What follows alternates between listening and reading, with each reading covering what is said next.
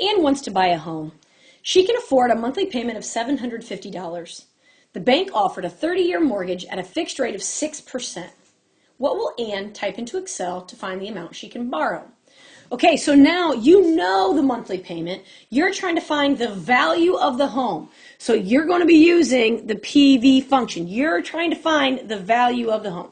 So remember in Excel, we're going to start with the rate, number of payments, and then the amount of the payment. So the nice thing about using these formulas in Excel, whether it's the payment function, the present value function, or the future value function, the pieces that you flow in the middle are all very similar. All right, so let's do this. Present value. Well, I start with my rate, and my APR is 6%.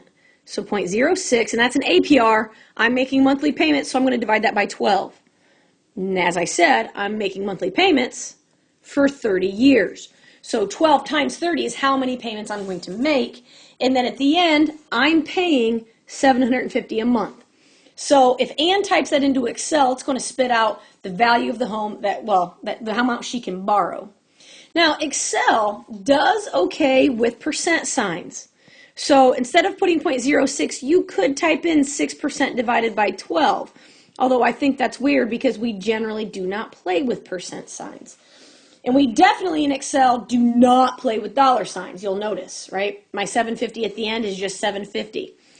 Now, you can actually work your way in here because we know that 12 times 30 is a number.